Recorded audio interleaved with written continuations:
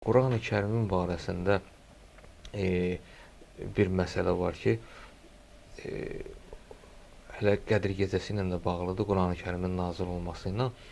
Bir gün oturmuşdu Həzrət Əleyhisselam məsciddə, İbn Abbas da gəldi, oturdular sübhə qədər, deməli, sübhdən bir neçə dəqiqə deyim, ya saat deyim, əvvələ qədər məsciddə oturdular. İbn Abbas özü nəql edir bunu ki, məşhur bir hədisdir, rivayətdir ki, eşitmişsiniz bunu da.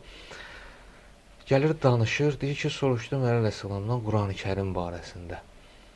Belə bir cavab verdi, buyurdu ki, Qurani Kərimdə Allah Teala özü buyurur, İnnehu la Qur'anun Kərim. Bu həqiqətən də Qurani Kərimdir. Kərim bir kitabdır, hörmətli bir kitabdır. Fi kitabin məknun. Bükülü bir kitabdır.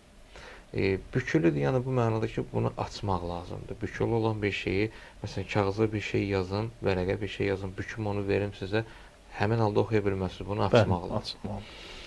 Bükülü bir kitabdır, deməli bunu açmaq lazımdır. Düzdür, ayənin ardıcan buyurur ki, la yəməssuhu illəl mutəhhərun, ona yalnız paklar toxuna bilərlər, mütəhhərlər. Zahiri mənası məlumdur, yəni ki, insan əgər təmiz deyilsə, qusul, dəstəmaz filan, bunlarsız Qurana toxunmaq olmaz, bu zahiri mənadadır. Amma bu ayənin ardıcan ki, gəlir fi kitab-ı məknun, bükülü bir kitabdır, bunu açmaq lazımdır.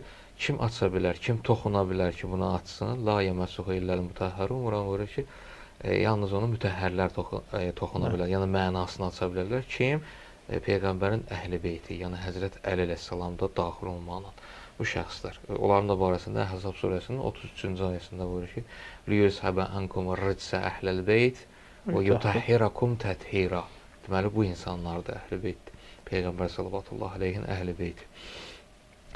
İbn Abbas nəql edirdi ki, soruşdum Quran barəsində, buyurdu ki, Allah Teala yerin və göylərin, bütün hamısının və onların arasında olanların, kainatın, bütün orada olanların sirlərini Allah Teala yerləşdirib Qurani Kərimdə.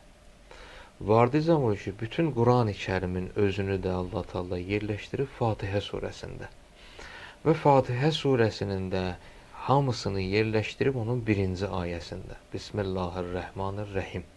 Həmin ayədə. Görün necə yığır. Və Bismillahirrahmanirrahimi də Allah Teala yerləşdirib onun birinci hərfində. Bə hərfində.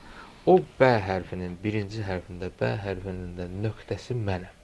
Düzdür, bu barədə bəzi adamlar, məsələn, iradlar tuturlar ki, xəttatlıq növləri ki var, məsələn, kufi xətti filan, orada heç nöqtə yox idi. İndi sonralar insanlar rahat oxusunlar deyənə, o qrammatikada nöqtələr filanlar da təşkil olundu, qoyuldu.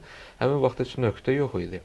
Orada nöqtə bu mənalıdır ki, insan qələmi ki, vərəqin üstünə qoyub yazmağa ki, başlayır, qoyanda ki, birinci nöqtə düşür ora, həmin nöqtədən söhbət gedir.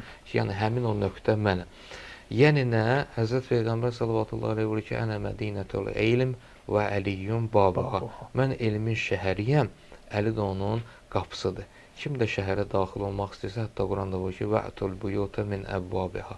Evlərə hardan daxil olun? Pəncərədən, bacadan yox, qapılarından daxil olun. Yəni, İslama daxil olmaq istəyən, elmə daxil olmaq istəyən, həqiqətə daxil olmaq istəyən bir dənə yol var. Həzrət Peyğəmbər buyurur ki, o qapıyı Əlidir. Həzrət Əleyhisselam özü buyurur İbn Abbasın dili ilə ki, Qurana daxil olmaq istəyirsənsə, yenə də hardan daxil olasan? O qapıdan. Yəni, mənsiz Qurana daxil olsun, həqiqətə tapa bilməyəcəksən.